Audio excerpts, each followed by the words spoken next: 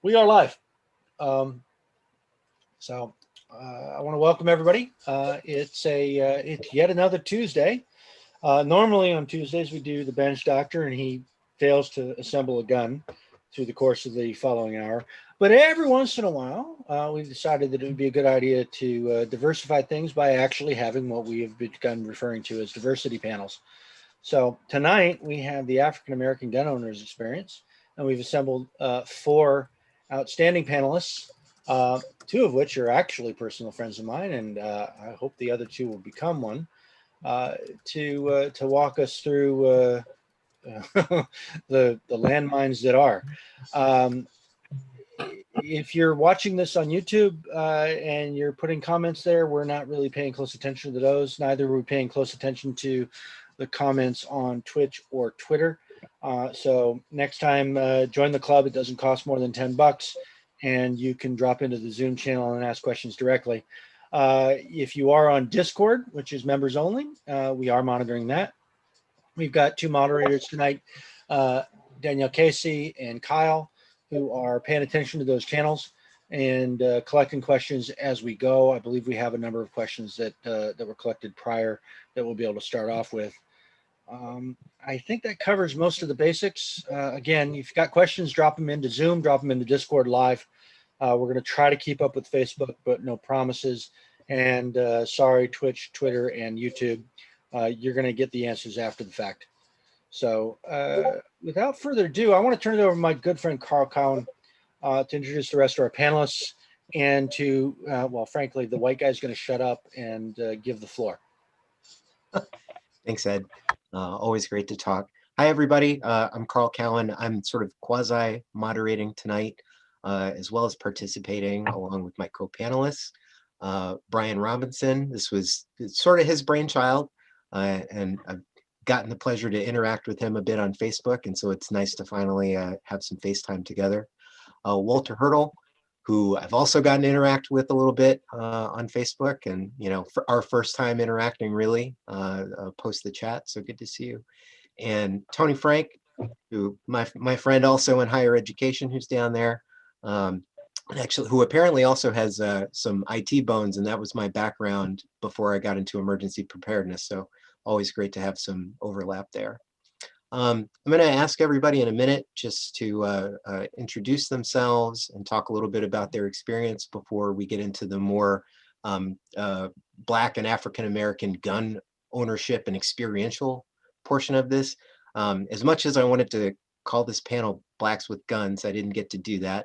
And I also want to just reinforce and note that we're just four people. We'd actually hoped that Sarah Cade was going to be able to join us tonight to get some additional perspective in here. And if she is able to get home in time, she may pop in and will join us too. But we're not historians. We're just four people in four more or less different parts of the country who have some shared experience in terms of what it means to be a gun owner or enthusiast, as someone who identifies as not just a person of color, but Black or African American. And so please feel free to engage with us around those kinds of topics and feel us out for that, just to get a handle on what it's like to be us when we're carrying or engaging in the hobby. So I'll start with Brian. My friend, if you could tell us a little bit about yourself, and if you'd like to start off as well, and I'm going to ask our other panelists the same, your experience with firearms and how you sort of came in to this realm, and then we'll get into some other questions too. Okay, thanks for the intro, Carl. As was said, my name is Brian Robinson. I'm, of course, an LGC member, been so since, I'd say 2017. I did not grow up around guns. I am from Chicago, where basically the only people who had guns were cops and criminals, and of course the 38 in grandma's nightstand that no one was supposed to know about. So I came into this rather late in my life. I am career military, but I'm in the Air Force and I do space stuff. So they don't usually let us touch the things that go bang. I sit in a dark room looking at screens during all hours of the day and night. So, and guarded by teenagers with guns outside the blast door. So yeah, but how do I get into this? I think you're going to hear this as a common refrain. November 2016 was a watershed moment for me. Before then, I've never been anti-gun per se. It's just like, okay, you know what? That's your thing, fine, as long as you're safe and responsible, but it's not really my thing. That moment changed everything for me. It's when I decided, okay, I need to find a way to be able to protect myself and my loved ones. Furthermore, it really solidified a little under a year later at the August 2017 Unite the Right rally here in Charlottesville, Virginia. So that's when, okay, I really need to get into this. Since then, I have jumped in literally head first. I don't own a closet full of firearms, but the 4 or 5 firearms I do own, I train with regularly. And I've also gotten into the competing aspect, IDPA, 2-gun, and 3-gun. And I've done some fun things as well, like, for instance, the tactical games and a little tournament out in the woods of West Virginia called the Zombie Invitational. So again, not a lifetime gun guy, but when I decided it was time. Thank you, Brian. Yeah. Oh, by the way, I'm in Virginia. Walter, I'm going to pivot to you next. Tell me where you're calling in from, and your background and experience with firearms, and how you sort of found yourself being in this community. Thank you. I'm located in Pennsylvania. I grew up in Newark, New Jersey. And like Brian, the only people I knew who had guns were criminals and cops. Growing up in that environment, I only came into firearms maybe 5 years ago. Before I don't hunt.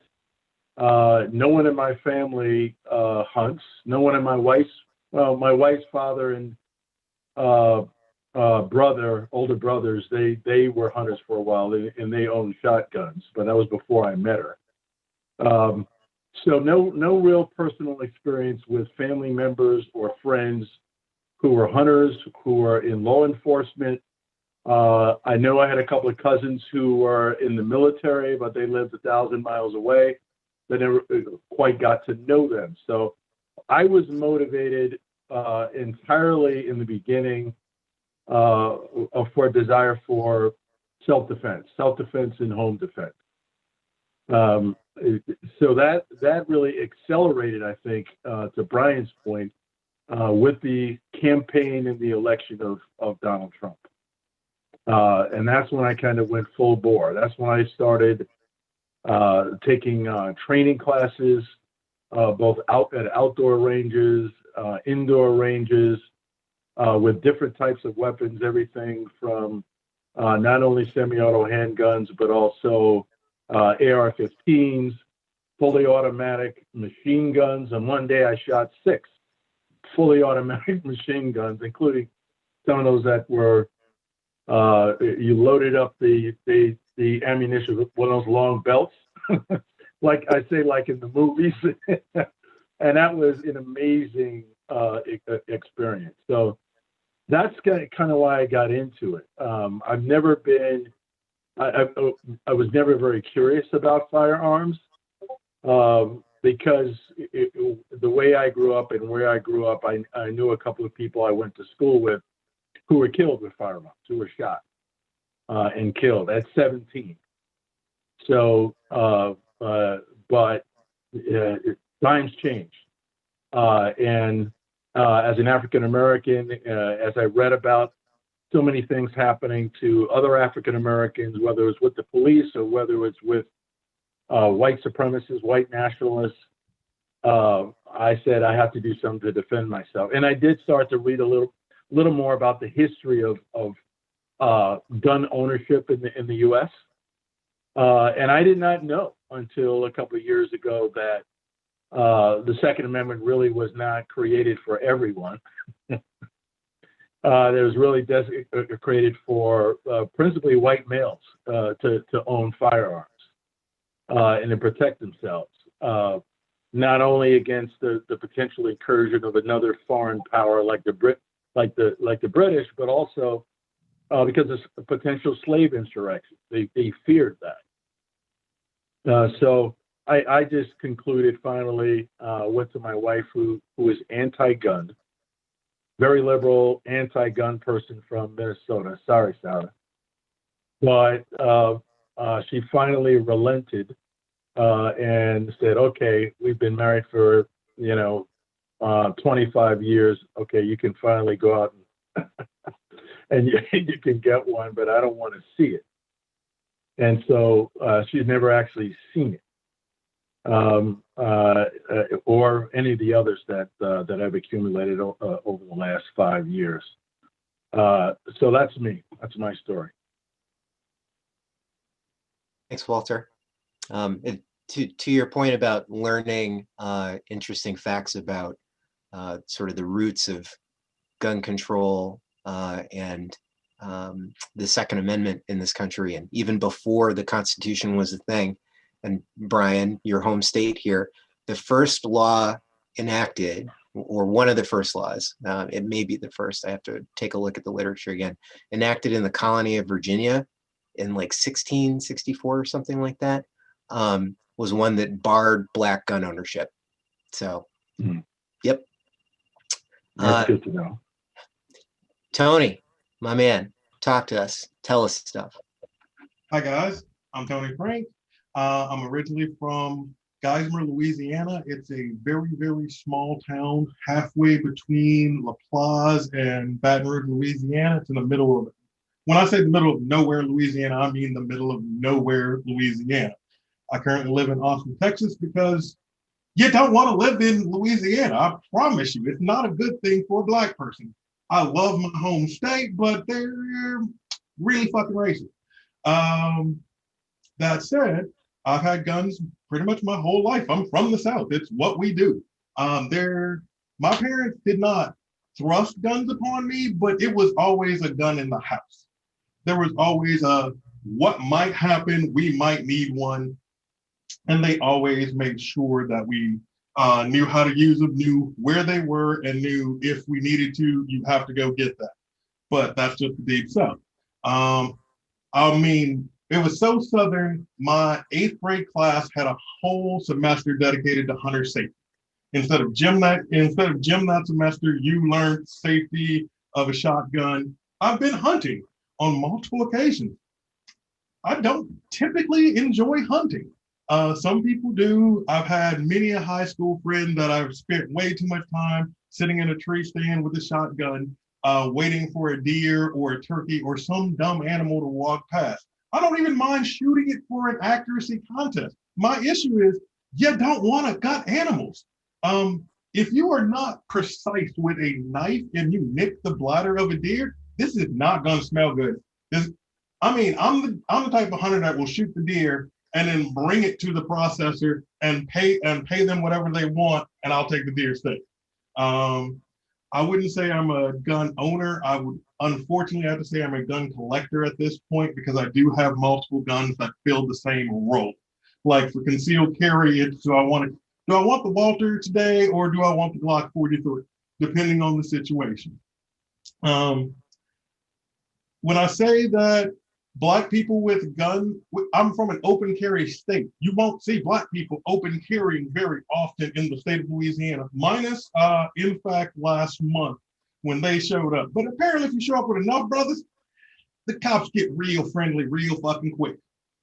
Outside of that, I try my best to be active in my local gun clubs, including this one, which is one of my favorites. And I've been a member here since probably about 5 years or so now. I enjoy the banter. I enjoy the environment of the Liberal Gun Club. I think I got everything. Yeah. So you're real right about hitting a bladder on a deer. I don't field dress. I'd say somebody process it, please. That's not for me. Hey, Carl, I don't want to interject, but I don't think you gave your whole spiel. I'm gonna jump in here and do it. Hey, everybody. So some of you may know me from my other work with LGC around Stop the Bleed and risk communication, things like that. But I'm Carl Cowan. I grew up in Washington, D.C. I didn't exactly grow up around firearms. We didn't have a firearm in my house, at least not one that I was aware of. But my mom's a hillbilly, and my dad is close enough to a hillbilly. She grew up in Western North Carolina. He grew up in Eastern Maryland, Northeastern Maryland, I should say. And so firearms awareness and training was something that was sort of folded into my my experience as a young person. I was also in Boy Scouts, and I went to a Catholic military high school. I was a bad kid, apparently, and that meant that there was some exposure that I think probably the average teenager didn't necessarily have, at least not one who grew up in DC. That said, you know, when I grew up in Washington, there was a ton of gun crime at the time. And so there was already sort of this ethereal awareness of firearms and of violence and of the potential need to defend yourself against folks who are up to no good sometimes. And so that then translated later in life to an interest in proficiency and learning about firearms. I'm probably more on the Tony side of things. I have more in my safe than I use regularly. I'll just leave it that way. But I try to be proficient in anything that I obtain if I bother to get it. It doesn't seem to make sense to have something that I just stick on a wall. I promise, Ed, that's not a knock. You've got some pretty wall hangers. They're pretty great. But yeah, I think that definitely the impressions from my mom's side of the family and their experience as Black people in rural North Carolina colored my thinking around the need to potentially defend myself, especially if I'm traveling or in more rural parts of the country. And actually that's teeing up a question for my fellow panelists.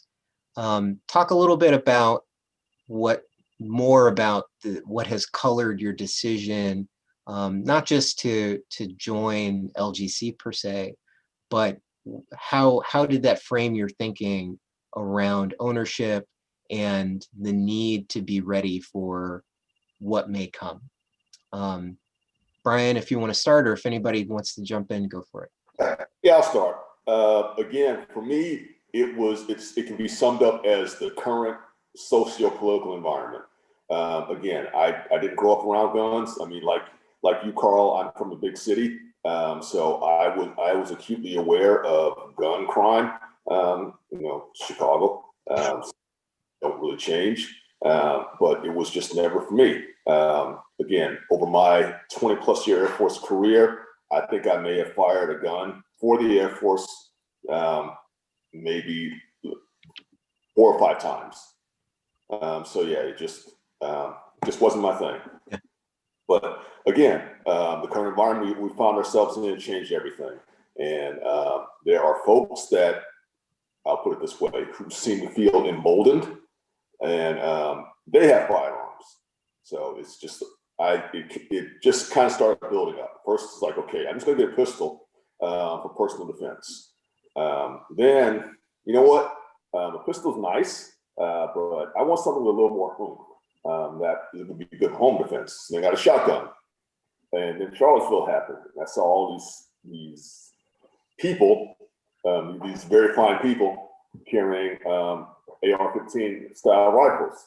And I decided I'm not going to put myself at a disadvantage. So if they're going to have a rifle, I'm going to have a rifle. So that's when I got my first, and so far currently only AR. From there, this is just recently, I figured, you know what, my guns are Glocks, my pistols. I have a Glock 22 and a Glock 23. Yeah, I'm one of the Neanderthals that still shoots 40. But hey, ammo is plentiful now for 40. Maybe not so much for 9. So yeah, go me. But yeah, again, it all comes down to the current environment we find ourselves in.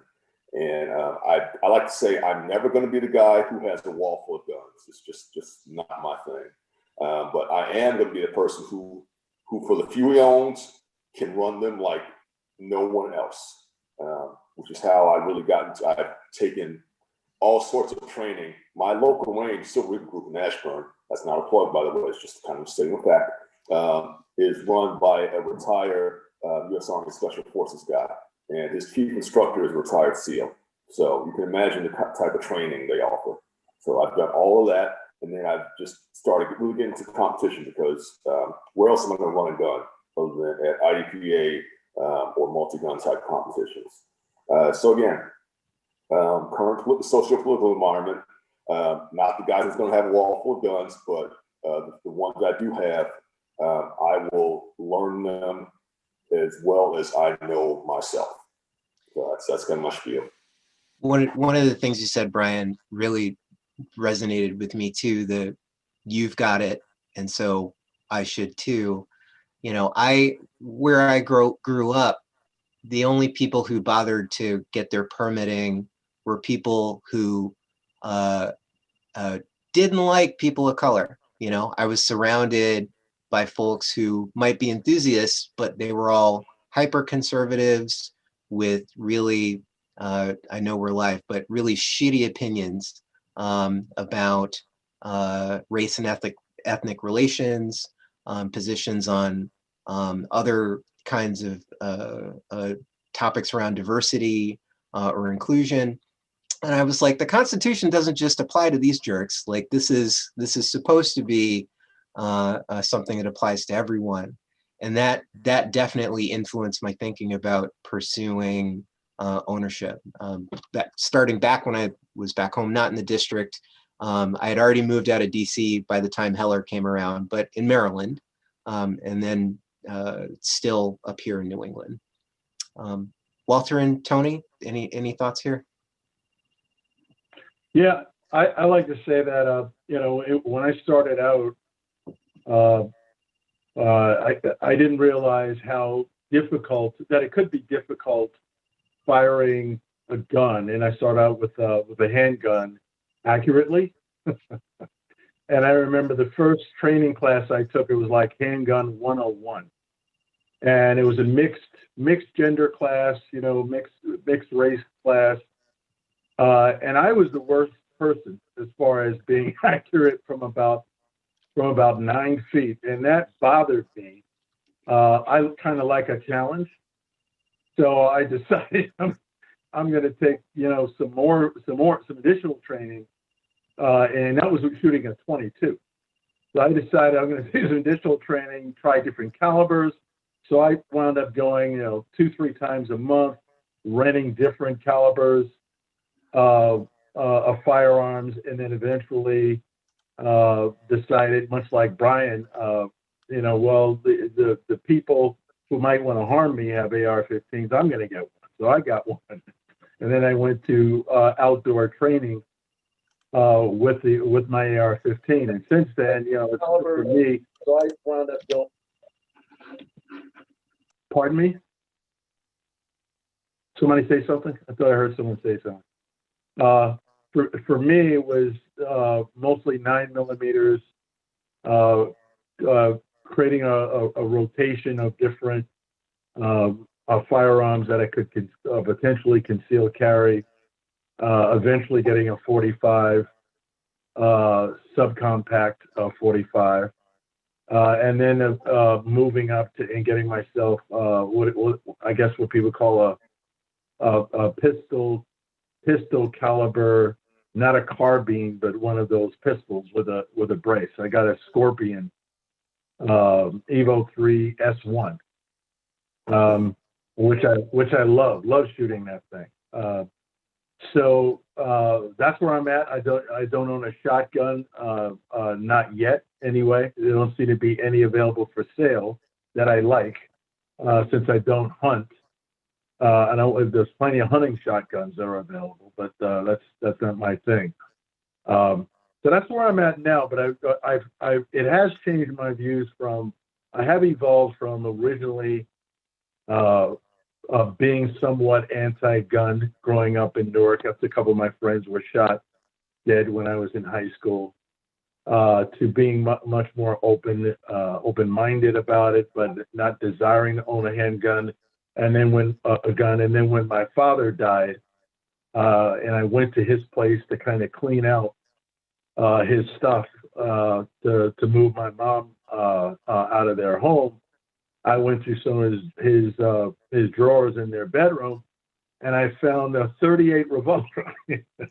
I think it was a .38. I knew nothing about guns then, and I was shocked to find out my dad had a gun in New Jersey and no license.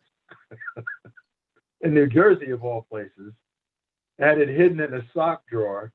And the only thing I recall is how heavy this thing was, because it was loaded. How heavy it was when I picked it up. I had no idea how heavy a real gun was at that point. It scared me even more, at that moment. But, I've evolved, I like to think. And I think it's good for everyone, every citizen, to be able to own firearms. I'm still not 100% comfortable with carrying all the time. And I think I use as an excuse, well, I live in a nice neighborhood. I live in a nice development. Nothing ever happens here. Kids leave their bikes on the front lawn by accident. They're still there the next morning. Or somebody leaves the garage door open all night. Nothing ever happens. So why do I need these firearms? But then I remember what happened at the Walmart in, was it El Paso? Someplace like that in Texas. I remember reading about the white nationalist guy who went to a supermarket and started shooting black people and killed 3 African Americans who were baby boomers like me, shot them dead. They were all unarmed, and then ran outside the supermarket, encountered a white guy who was a concealed carrier, saw him with a handgun, and the white guy pulled his own gun. But the killer then looked at the white guy as he's sprinting away and said, "Whites don't shoot whites." That was a quote that was in the newspaper, and he ran off. And eventually the police did arrest him. And I was stunned by that. I said, yeah, I'm doing this. I'm doing the right thing here. I'm doing the right thing to be ready to protect myself. And I need to become more comfortable with the idea of carrying in more places that I go out, when I go out. Walter, I had the same experience when I first got my first 2 CCWs.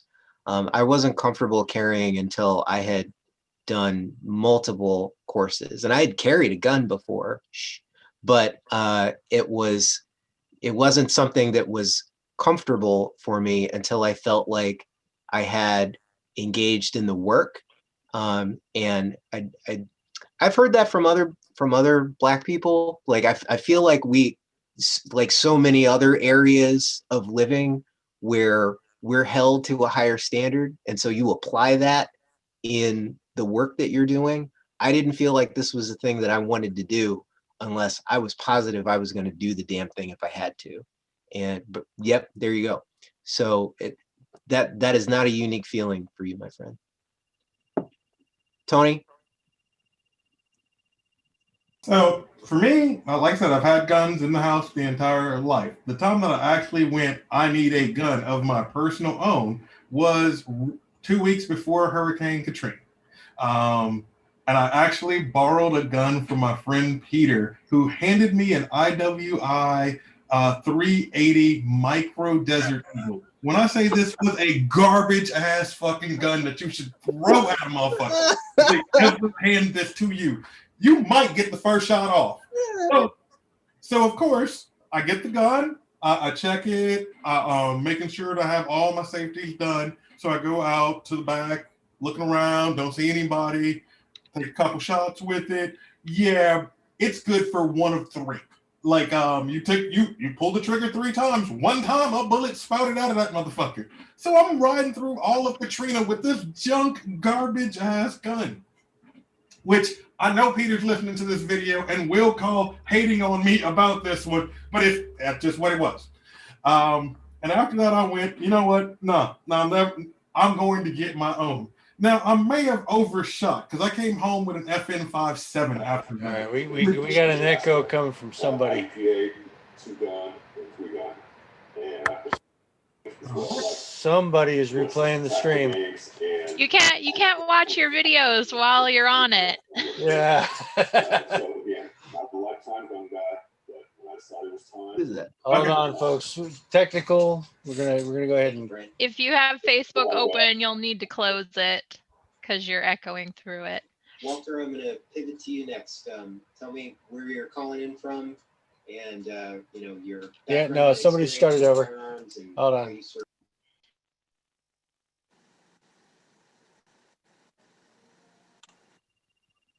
One moment, technical difficulties.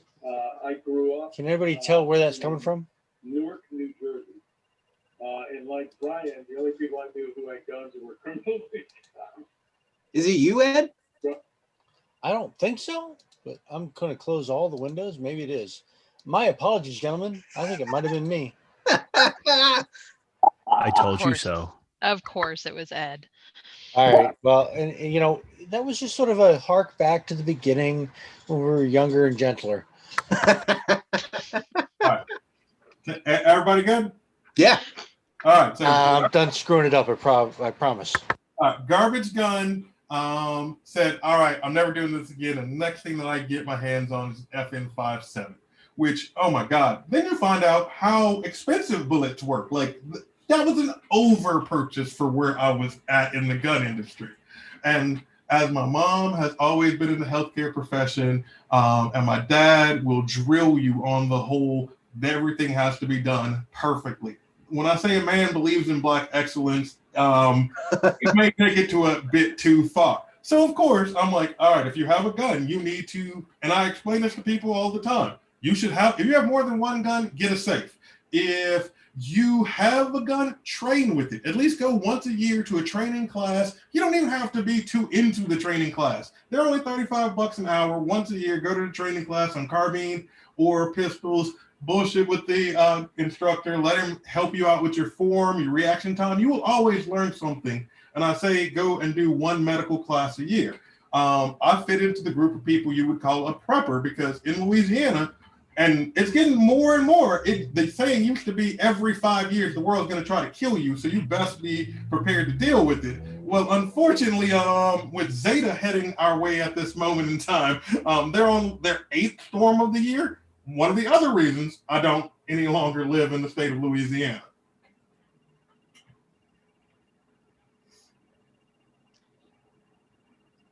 That's all I got. That's when I knew that Katrina would be the best example of when I knew I needed a gun. And once you know you need a gun, you need to train with said gun. Yep, for sure. So in addition to LGC, do any of you belong to other affinity groups or clubs?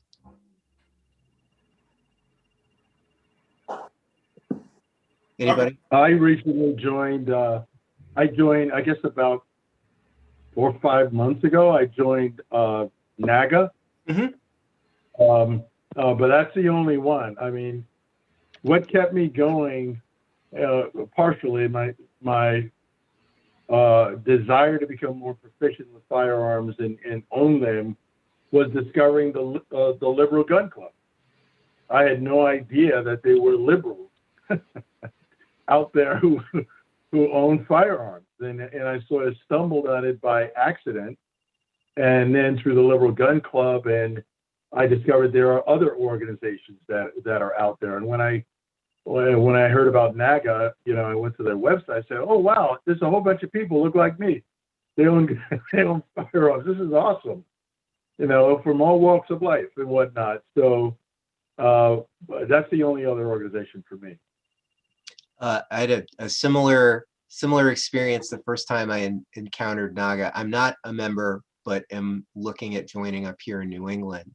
I used to drive out to West Virginia to my friend's property to shoot and practice because trying to go to a range in Maryland was terrifying. I was like, here are a bunch of whites that think I'm not a person. And we all have guns in here. This is wild. And LGC was a breath of fresh air. It's been a few years that I've been a member. And it was another sort of moment of like, oh, okay, it's okay to do this, and I can actually feel safe engaging in not just the training, but the community around learning and ownership. Brian, were you going to jump in? Yeah, I am also a NAGA member. I actually joined OGC first. Once I decided I was going to be a gun owner, it's like, you know what? I'd really like to be around other gun owners, and especially gun owners who more or less share my political outlook. So I automatically knew that let's call them the better known gun organizations. I won't say they're the three letters. I knew that wasn't for me. Yeah. I cast around a bit, and I think I did a Google search for liberal gun owners, and hey, first page, LGC. So I liked the Facebook page, kind of stalked them for a while. It's like, you know what? These folks are all right.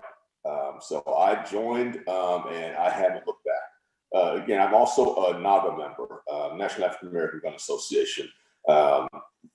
Again, I wanted to be around gun owners who, frankly, looked like me and had similar experiences growing up. So I'm the vice president of the Central Virginia NAGA chapter. The president of the chapter is Brian Oden. He and I go shooting a lot, and we compete a lot together. For instance, IDPA, 2-gun, 3-gun, and then the fun stuff like the Zombie Invitational, which I just did the previous weekend, and then the tactical games, which I did in August. Again, I wanted to be part of. I wanted the kinship, which I knew I wasn't going to get from the more traditional gun organizations. So here we are. I'm a member of, okay, I got to do it. Where my NAGA's at? I had to. All right, so I'm a member of NAGA. I was a member of Liberal Gun Club first, and I'm a member of the Elmo Geronimo Pratt Gun Club of Central Texas, which I should be in Belton, Texas right now, protesting a prison with the rest of the group, but I scheduled this before they had scheduled to go out there, so you keep engagements that you schedule first. They are actually protesting Marvin Lewis Guy, who has spent 6 years in a Texas jail for a no-knock warrant where they found no drugs. He shot one officer and killed him. He injured a second officer, and yet again, no drugs. You showed up at this dude's place in Killeen, Texas, at 5:30 in the morning. You know what happens if you show up at my house at 5:30 in the morning through a window? I shoot you. That's what happens. 6 years, you are denying this man due process, which is that's just a risk of being a Black gun owner. If you actually exercise those rights that you have, be careful about it, because if you do, you may get murdered or stuck in jail. 6 years. Hey, you should at least get a trial by now.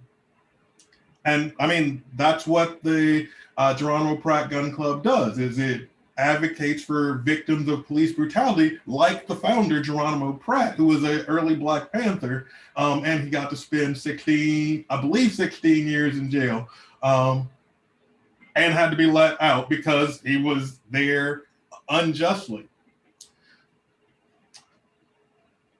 Okay, yep. I mean, I'm a Facebook member of Black ATX Tactical because they show me cool gun pictures, and I really like cool gun pictures. That's like the calendar I got from one too. I also have provided, in addition to being a member of LGC, I've also provided some material support to Armed Equality before. And I've also provided some training support to a few DSA aligned organizations, and have talked to folks with Redneck Revolt.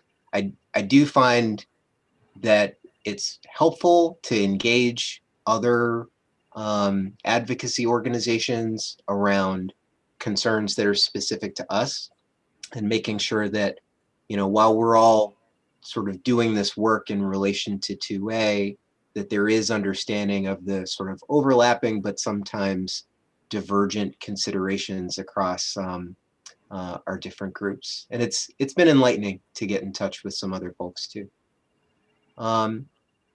Danielle and Kyle, I think looking at the time now might be a decent moment to take some additional questions besides stuff that the four of us have just been kicking around. Sure. A real quick one. You just mentioned DSA, and someone wanted some clarification on what that is. Oh, Democratic Socialists of America. Okay, great. I have a couple questions here. It was mentioned at the beginning that if enough people show up with guns, the police get friendly really quickly. If this happened on a more regular basis in more areas than it's currently happening, what impacts would you foresee? Would it become a little more normalized that people are carrying guns and we have to be careful with that, or do you think it would cause more violence? But I know that was Brian, I believe it was you who made the comment. I will say that there's a huge difference between New England and the rest of the country. So maybe folks and Walter, depending on where you are now in Pennsylvania, like if you're not in the East and you're not in Pittsburgh, it's a whole nother world. So maybe Brian, do you want to talk to that first, and then we can go from there? I'll talk to it. First of all, just a quick correction. It was Tony that made the comment. But yeah, I'll speak to it. And I think they're right. We'll just put it out on the table. When NFAC showed up, people took notice. And the cops and everybody else, they did get a lot more friendly, a lot more cooperative. So in response to the question, I think, yes, when we show up in numbers like that, it becomes more normalized. Instead of just the onesies, twosies, well, that's just a black guy with a gun. He must be up to no good. When we come in, when NFAC, Huey P. Newton Gun Club, other organizations like that, which honestly are not without their problems, but they have an impact. And I think by and large, that impact is positive. If no other reason than that, this shows us, hey, you can be African American, you can be a gun owner, and this is your rights. The Second Amendment was not originally meant for us, but damn it, it's ours now. And we need to embrace it, especially nowadays. So yeah, I'm not a huge fan of open carry per se. I'm not opposed to it in many circumstances. Some things I think it's not wise to open carry. For instance, if you're going to go visit your state representative in the state house, maybe you shouldn't.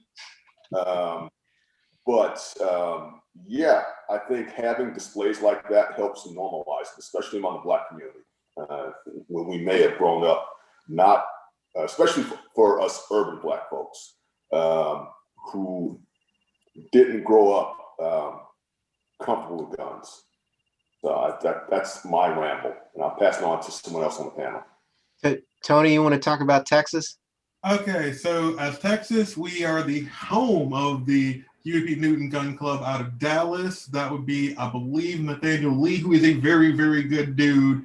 And he will tell you that they are not a reactionary force. That's not what he's here for. He protects his community.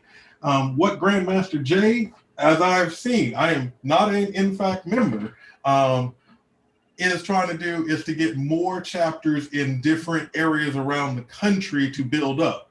Now, being that I don't agree with, we're going to go with 30 to 40% of their views, I don't join that organization. The reason I joined the Elmer Pratt Gun Club is because they are allied with the Fred Hampton and the UP Newton Gun Club, and I agree with most of the views that they push forward. There's no organization that I'll agree with 100% of the views of in any way, shape, or form. But once you bring firearms into this, I need to agree with 90% of where you're going here, because we might be going to jail. And just saying, yes, police get friendlier when there's a lot of black people with guns, but don't think when you leave they ain't gonna come pick you off individually, as the founders or as the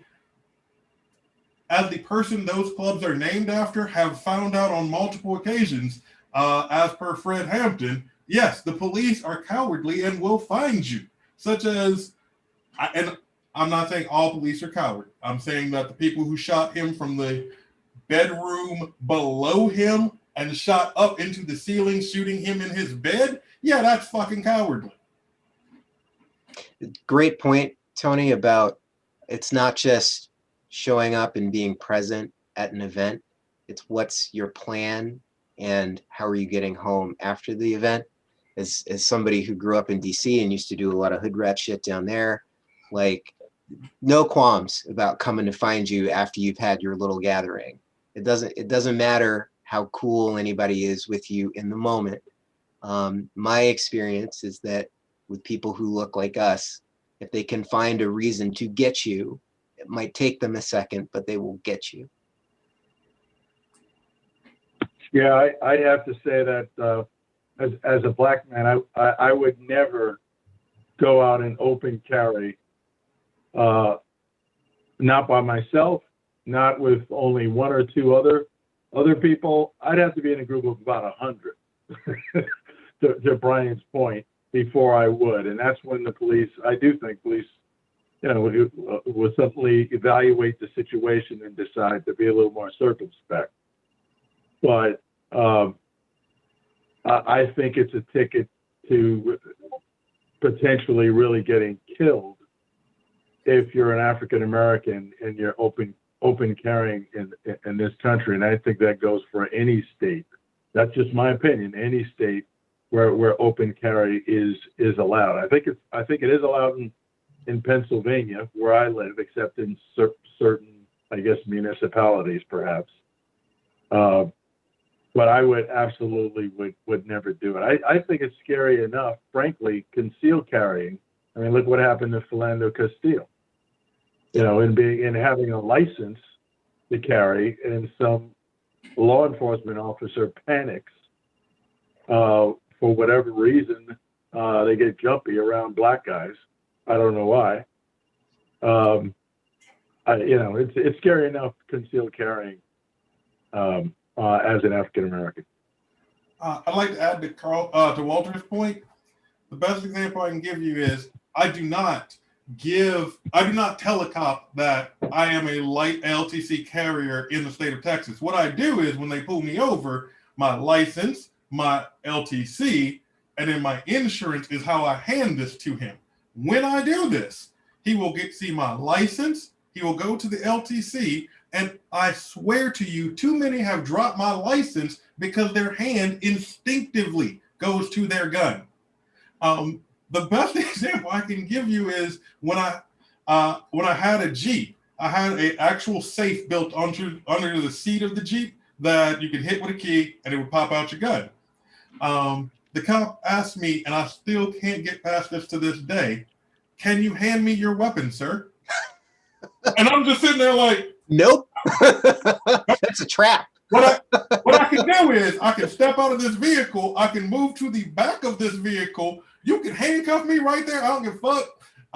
Go get here's the key. You get the gun out. So we go through this. I get out the vehicle, walk to the back. He handcuffs me to the fucking back door knob of a Jeep, goes to my safe, pulls my key out, undoes the safe, pulls the gun out, which at the time was a Walter PPK. And then first he's shocked. Now he's playing with my fucking gun. And when I say I'm not happy about this, why are you racking my... Fine. So he takes the gun to his car because he's running the numbers for my gun because it's a nice gun and it's a little too nice for me, which I'm just like, why would I? Nope. He runs the numbers on the gun, finds out that it's a legal gun, that I am an actual LTC carrier because he actually ran the card for that one to make sure. Then he unhandcuffs me, hands me my ticket, lets me get back in my vehicle, puts the gun onto the road outside of the passenger door, and leaves. After he leaves, I get out to go get my gun that he has played with, racked a couple of times, and I still can't get past this. Asked me to can you hand me the gun? Fuck no. Which I get that it is a cop's right in Texas, if they stop you, that they can request to secure your weapon for their safety. I get that. I have no problem with it, but I'm not reaching for a fucking gun in front of a cop in the state of Texas. Shit, I'm not doing it. If we ain't in Canada, I ain't doing it. Yep. I will only declare if asked. You don't have to declare in the bulk of New England states.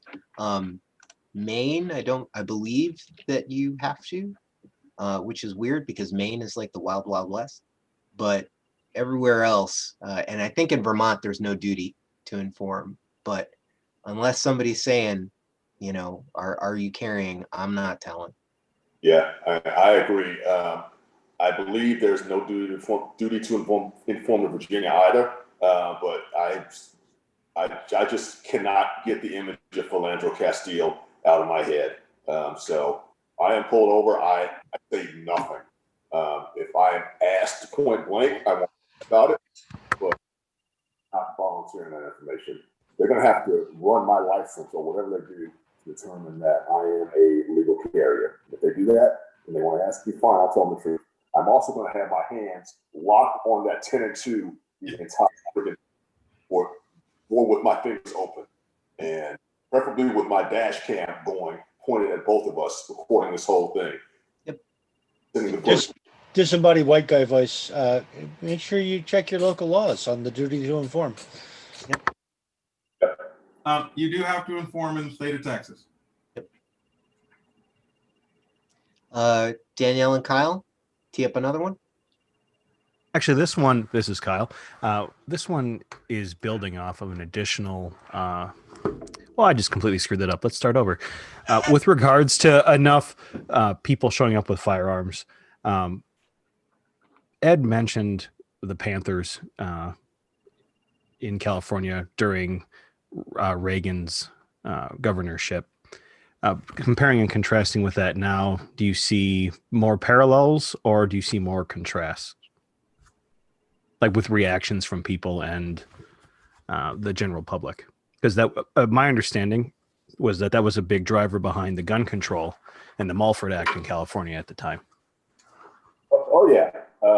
When the Panthers showed up in Sacramento back in the 60s, Reagan and his Republicans, backed by the NRA, could not pass gun control fast enough.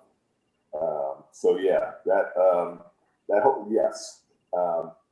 Nowadays, it seems like it's, like I said, it seems to become more normalized.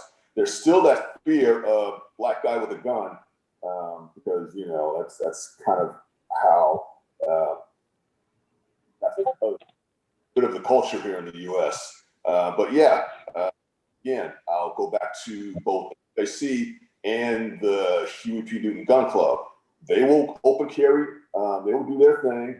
By the way, those two organizations are not the same. So everybody understands that. They will open carry and they show up in mass, and frankly, no one fucks with them. So I think things have changed better in that respect. It's still a bit of a do so at your own risk environment, but at the same time, it's not an automatic crap. We need some gun control, because we can't have these armed black men out here anymore. So it's gotten a little better. Yeah, it seems. Look at what happened in Michigan. Yeah. In the Michigan State House. I mean, that was ridiculous. Imagine a bunch of black guys went into the government building, into the State House, you know, and we're outside of legislators' offices, you know, with AR-15s. Imagine what would have happened. Well, frankly, they wouldn't have gotten that far. They were, you know, they were going after Clay Higgins, the congressman who thoroughly apologized in Louisiana, which is why the NFAC formation showed up in Louisiana, because Clay Higgins said he was going to kill him 10 brothers before he got his coffee that morning. And apparently when it came time to show up, he didn't kill, I didn't see him kill 10 brothers. But what I see is, I believe that many Republicans would love to pass gun control on Black people, but there's no way to do that. So it goes down to they're not giving up their favorite toy. That shit ain't never gonna happen. No, unless if the NFAC was to literally run up into a state house like the Michigan militia, I think they would at least clench their butts up enough to where they think about it. Yeah, we definitely might need to ban a couple of things. We probably need to do better background checks. And as Republicans love to make it harder to vote or make it harder to do some civic activities, it would just tighten up the restrictions. And for some odd reason, we wouldn't be getting licenses. It does seem well, like wasn't there some guy named Bundy out in, was it Oregon? Oh yeah. Where a whole bunch of white guys with guns, some were up on a bridge, acting like they were snipers and aiming their weapons at law enforcement. The Bundy Ranch. You know, I can't imagine what would happen if that was a group of African Americans pointing their rifles from a bridge, you know, aiming them at white law enforcement officers, what they would do. So there's still a double standard. I will point out, I do believe he did concede that now, first of all, he's a douchebag, but I believe that he conceded that recently as well, which blew my mind. I was like, oh, okay, you're still crazy, but I appreciate that you know that would have looked a little bit differently if that was us up there. So Bundy conceded that? Yeah. Wow. I didn't know that. That's interesting. I mean, he's still an asshole. Right. He's self-aware. We'll take another one. We've got a couple of minutes still. Okay, I was gonna ask if you guys wanted to go a little long or not. Okay. Sure. Okay. So those of us that are white or just not African American, what can we do to help our non-white friends, you know, what can we do to make this hobby, this sport, like a regular carry type situation? What can we do to make things easier for you? Because, you know, we're all friends here, and we understand that things are harder for folks that look the way that you do, and we want to do whatever we can to normalize this and make your lives easier. You know what? I'll start off with that, and this goes to how I got into it. Again, it was the day after the 2016 election. I basically Facebooked one of my friends, Jewish white guy. Okay, you know what? It's time. I need your help. It's like Brian. He said, Brian, I got you. We're going to go to the range. We're going to test out a few things, and the week after that, we're going to go to a local gun show that was coming to town, and we're going to get you taken care of. And from there, he basically opened the door for me to gun ownership and do that world. So I would say just put aside any kind of stereotypes or preconceived notions you may have, and just be welcoming. We are just as American as you are. The Constitution applies to us as well, and we want to don't assume any nefarious intent. We want to learn, we want to be safe, and we want to protect ourselves, our families, and our communities just as much as you do, and maybe we want to have some fun doing it. So just be open, be welcoming, and put the judgment aside. I'll jump in too and say not only that, and this applies whether or not I'm carrying, and even whether or not you're carrying. don't do some dumb shit that's going to get the cops called that puts me in a greater degree of danger than you will ever be in. Yeah. That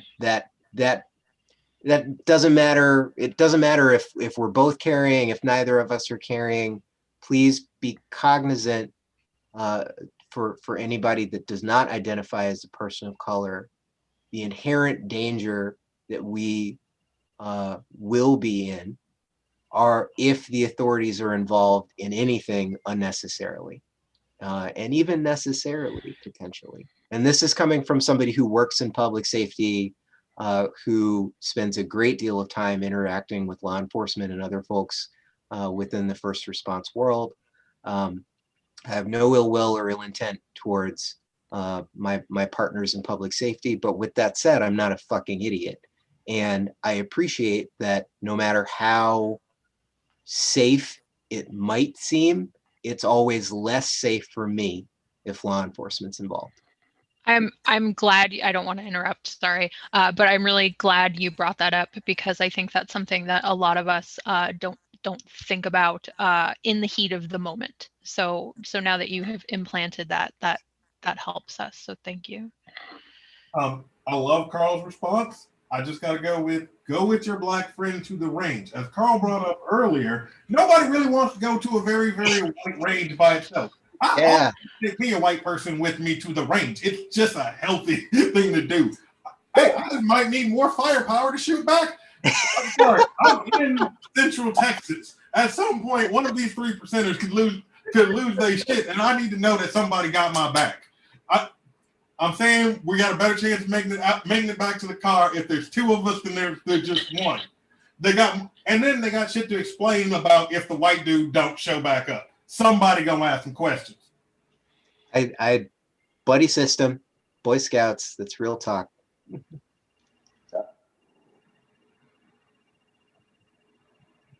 Just to play off of that as a little bit of a continuation, there was one also, and I think we hinted at some of these, but maybe anything else. What do we need to know or understand that as a whole we don't in regards to Black gun ownership? Anything else more than what you just said?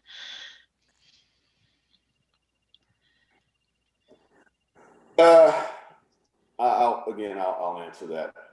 As has been implied, I think we as African American gun owners, especially male African American gun owners, just not even gun owners, but in general, we are seen as much more of an inherent threat than your average white guy. I mean, I think we've all had the experience of just walking down the street, minding my own business, and then you get this feeling that, okay, or let me give you a better example. The lady who clutches their purse and goes to the other side of the street, that kind of thing, or just being followed around in the department store. I could have literally Oprah Winfrey with her open checkbook stand next to me, and it won't make a difference. So just understand that the risks for us tend to be higher than they are for those who are not African American. I would throw Latino in there as well, because they have they are at risk as well. Go ahead, Brian. I was just going to say in a contrasting consideration there, and to speak to something that I just saw come through in the chat. I bet if Sarah was here, she might say that her experience, as opposed to people reacting more scared like they might react to us, she might find that people are more apt to invade her space, for example, as a Black woman. And that puts her at almost an even greater disadvantage, because she then has to make a tactical decision. Am I in a position where I need to defend myself because of somebody's overstep that may or may not provoke additional response from other people who are present? And so that there's an interesting dichotomy there.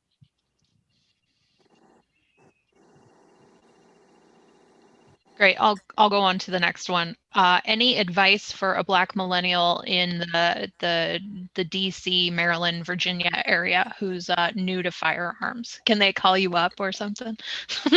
Sure. Please. If you are, for instance, if you're on the, you can hit me up. Just hit me up within the LGC channels, or whatever. As far as advice goes, one, know the law, and the laws are different between Maryland, DC, and Virginia. They are so different. So understand how that law changes when you drive across the Potomac from DC to Virginia, when you cross the border into Maryland. The second thing is get some training. Don't just, hey, look at me, I'm toting the gun now. Make sure you get some training. Hell, I'll work with you. If you're in the DMV area, hit me up. I will bring you out to a NAGA event, and we'll get you set up. But again, know the law, get some training, and just exercise some situational awareness, and understand that the reality of being a Black male in the United States of America is you are seen as a, I'll put it out there, you're seen as a threat in many circumstances. I mean, I'll give you a little story.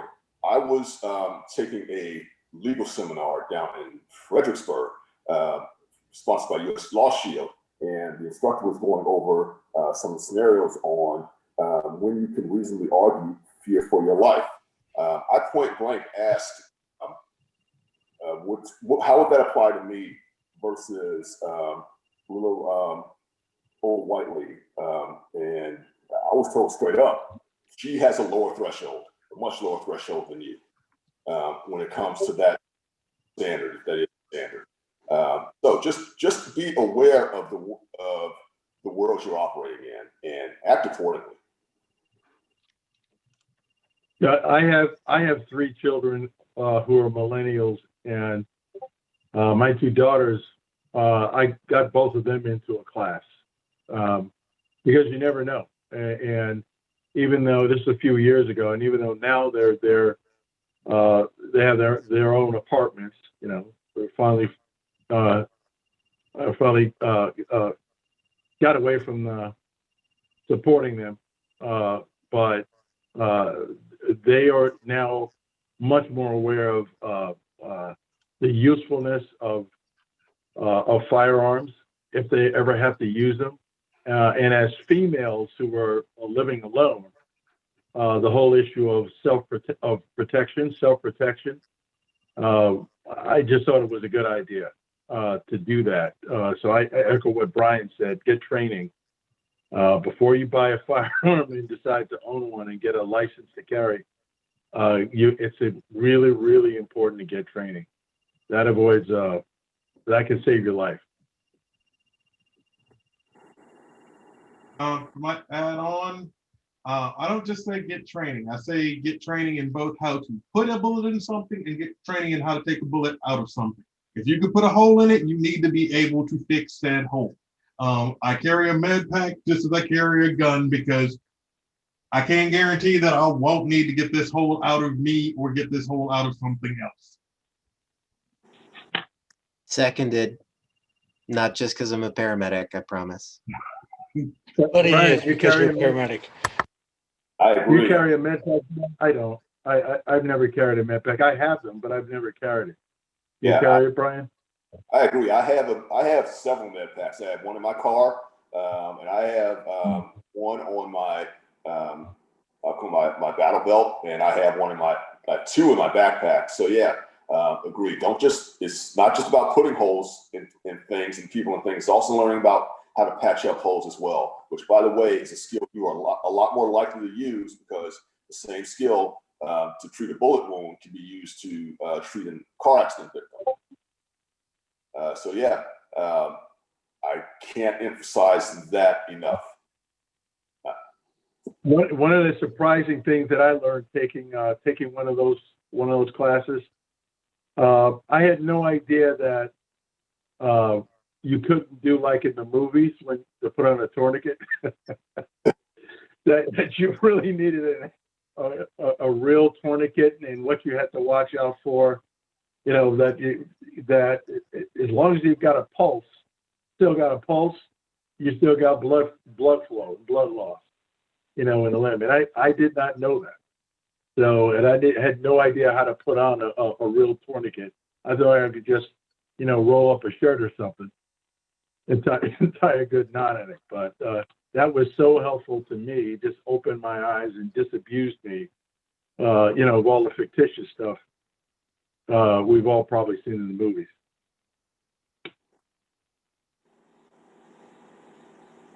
We can do another one if the party's still rolling. At this point, I think it'd be great to point out that the LGC offers training in multiple parts throughout the country, from anything from familiarization to stop the bleed courses digitally. So please reach out to the Liberal Gun Club at your earliest convenience. Yeah, we have gotten a lot. Yeah, we have gotten a lot of questions about, what do I do now? And that's why I've been typing in the chat that get together with your friends, meet your local club members, go shooting. Exactly what Kyle just said. I do want to address one question. Do you think that the environment would be different for you? The question was under a Democratic administration, but my question is, would it be different under a non-Trump administration?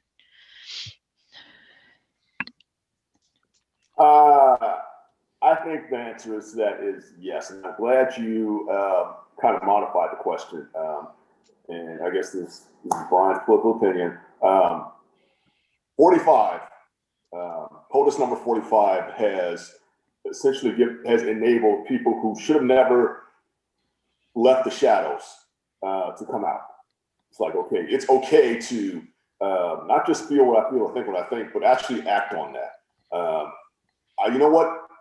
I didn't care for either Bushes and their policies, but I never felt so under threat from either of them as I do now. So yeah, not that I got a lot of love for Democrats. I agree with them on many things.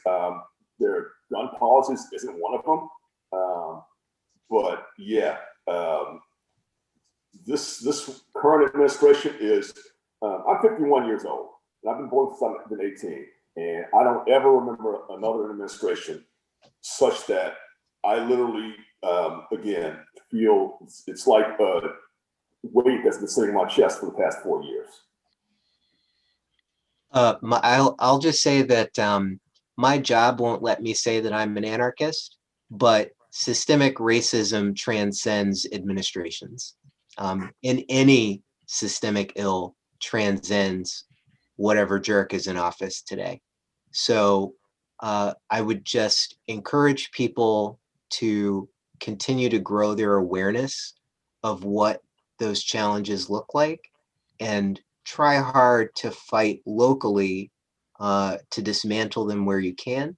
I'm not saying, go to your mayor's office and sit on their desk and, set it on fire, but I am saying do the community work and understand the challenges that people in your community that maybe don't look like you face, and get a better understanding of how you can be an ally. Because there are, for sure, 45 in this administration has been catastrophic.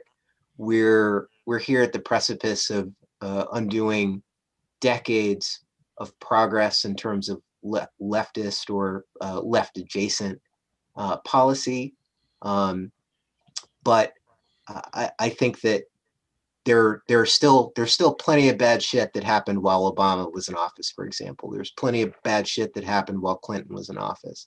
So it is sadly, and this is not a knock on who asked the question. It's just it's short-sighted to approach any systemic problem in terms of who's in office today. I have two aspects of it. One, as a Black gun owner who was here before Trump in this space, Trump has brought me a lot of friends.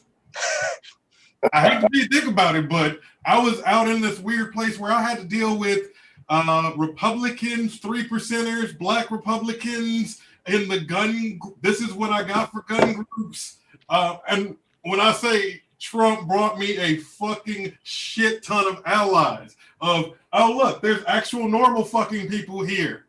Because when you would have seen the dudes I had to deal with before Trump, like, there's just certain things you just have to let go. Like, okay, it's a black Republican. I just got to let that portion go.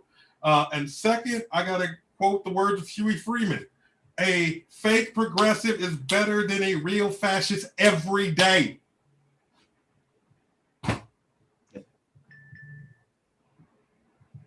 Hey, something just came to me, so I'm going to ask my fellow panel members. How open are you all with your gun ownership? For instance, ever since 2016, I am completely open kimono with mine. In fact, to the point where I don't give a ass who knows I'm a gun owner or not. In fact, it's helped me in that I post a lot of my stuff on Facebook, and I've gotten two reactions essentially. One from my more liberal friends who have said, "Hey, attaboy, how do I learn how to do that? That's some good stuff." And then the reaction I've gotten from my conservative friends would be described as shocked silence. Anybody else? One, are you secretive about it? Well, you're not going to be too secretive about it, given that this is going out on YouTube. Are you? How open are you about being gun owner? And what kind of have you all gotten from friends, acquaintances, family members? How is that perceived? I've had white liberal colleagues recoil at the very mention of guns. They want to move away from me physically. So, and that was kind of a test for me. But I don't really talk about it unless I feel that this is someone who's going to not be instantly judgmental in a negative way. I don't tell my neighbors. My neighbors don't know what my interests are. So I pretty much keep it close to the vest.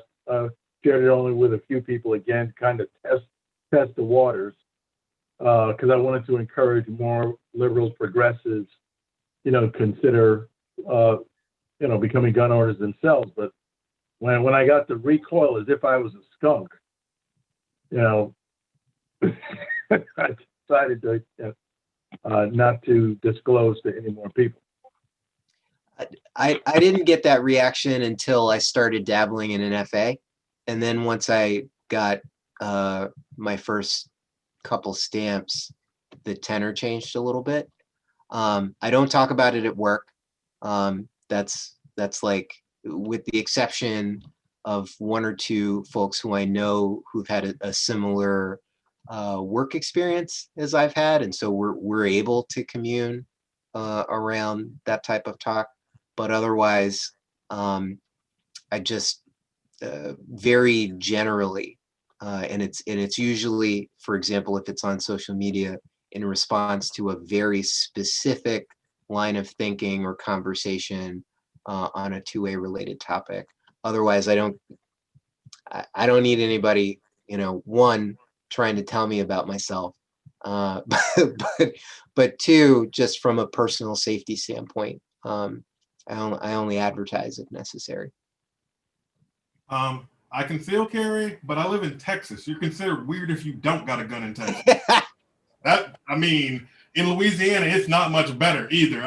Both are very large amounts of populace own guns. And black people still in those areas aren't trying to open carry and aren't trying to show you. But yeah, just about everybody in Louisiana, Texas, Mississippi, every other house has a gun.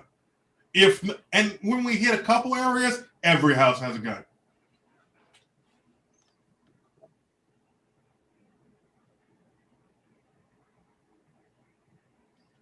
We're already at 8:50. And we Right, went the last 10 minutes. Go ahead, Ed.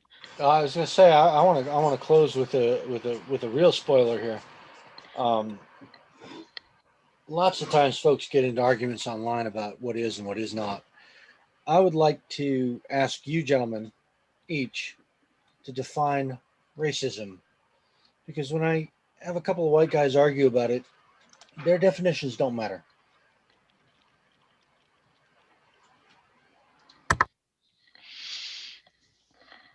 Oh, you get to go first, I think. Oh, no way. We're handing you the live bomb to start with.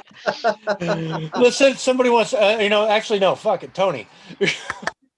That's easy. Racism is disadvantaging someone societally or personally because of the race that they belong to. It happens to lots and lots of people, and then not just racism. Women get mistreated for sexism. Gay and transgender people get mistreated just because they're homophobes in this world. It just happens that Black people have been fucked over for a hot minute now. And at this point in the game, I don't know if that's a horrible thing, because at this point, I've never seen the Black gun community this big. I've never seen so many people in the Black community training other people how to shoot. Now, granted, the reason that this came about is fucking horrid, but we here, and I'm quite happy to take y'all out to the range. Let's go shooting and let's get better at this. And then let's be able to stand when, oh, there's an injustice. Okay, fine. We actually have a reactionary force that we're going to send there to have some talks with some people, which is what it seems that if we keep getting more of this bullshit, more people will get fed up, more people will pick up guns, more people will politely say, okay, now what? To feed off of what Tony said, not just the active disparaging or oppression of someone based on their physical characteristics, their race, racial identity, stuff like that. People tend to think about that as it being an active process, but the vast majority of racism is a covert, not in front of your face thing, unless you're walking down the street in Louisiana. Yeah, you can come to Louisiana. I can show you. Right. Let us walk through Centerville, Mississippi. We will be arrested within the first 10 steps. We can go out to Western Massachusetts and we can do the same thing. But oh yeah. Once you get past Worcester, man, it's wild up here. But I think many people forget that the physical manifestation of racism is just a part of it, which is why understanding anti-racism is so important, and confronting those invisible structures that exist and promote that kind of oppression. The way I would define it for me is, I think about the things that the 1964 Civil Rights Act was intended to defeat. And I think about the Voting Rights Act and its purpose, why it was needed. I think about the Supreme Court decision, like Brown versus Board of Education, like Loving versus Virginia. I think about the fact that I don't have, as a Black person, the same privileges that my white countrymen seem to have, whether it's not being followed around in a store, whether it's wanting to buy a house in a certain neighborhood or rent an apartment in a certain neighborhood. I just think about those things that people are able to exclude a person from for no reason other than the color of their skin, other than their race. That to me is racism. Some lone person calling me the N-word, that's to me that's an individual's character flaw. Like I could be 3'7" and they could call me the M-word, for example. So, there are people who do cruel things or say cruel things. That to me is, maybe you can call that, I don't know, prejudice or something, or bias. But racism to me is stopping things that prevent me from having the exact same access and opportunities to make a decision as an American citizen, decision for my life as an American citizen, as anyone else. That's how I see racism. And I agree with Walter. It's and I would call that systemic racism. It's I have to consider things that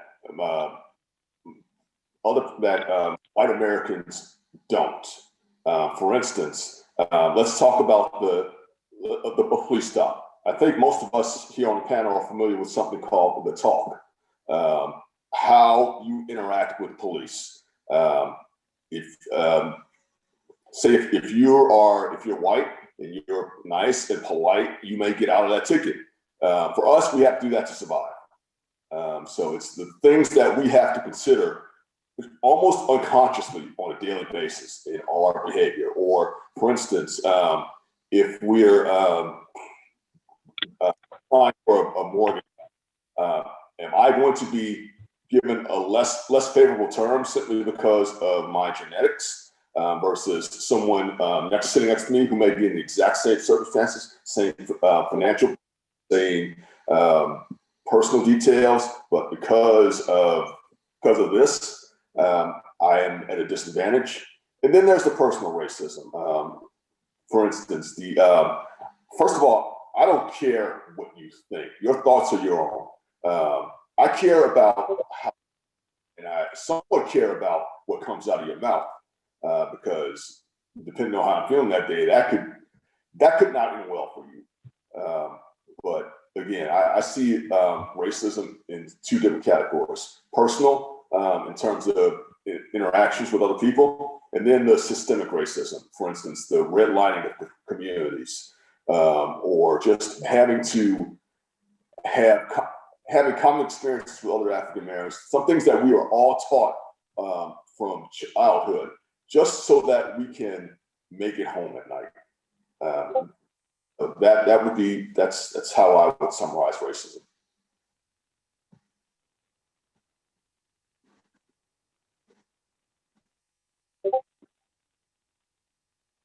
So, thank you, gentlemen. I appreciate that. Yeah. I think it's been an outstanding panel. It's been an educational panel.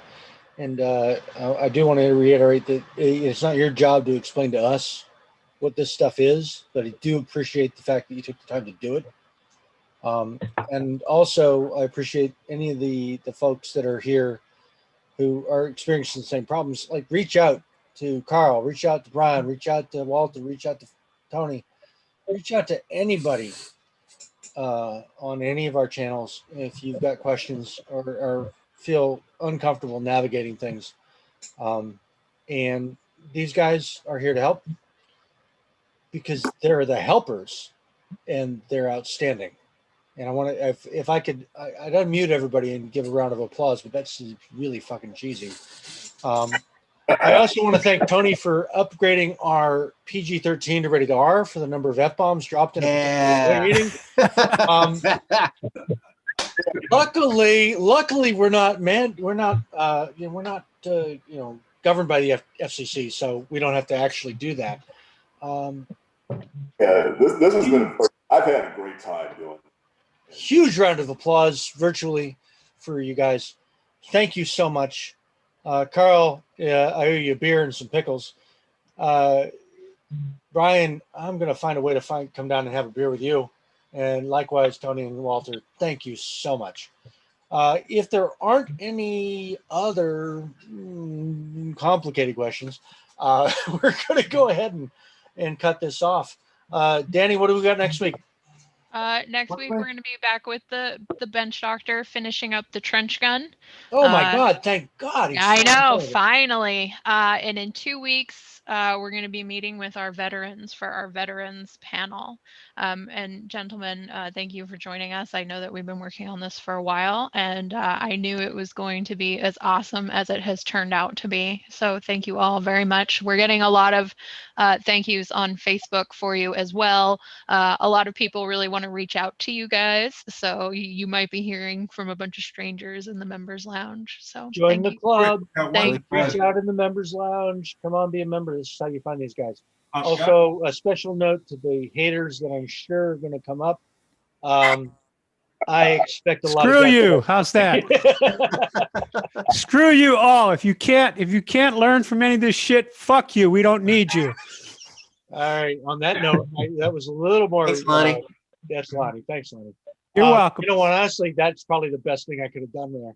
But yeah, I expected there'll be some colorful comments on the various feeds once All right, white America guys. wakes up and starts watching YouTube in the morning. Guys, Thanks again. I'm going to go ahead and kill the feed. And if Yeah, I think folks Tony, I want to join us, I'm sorry. think I got Tony, one- Oh yeah, folks want to join us in the pub on Discord. I really do recommend it. It's a ridiculously good time.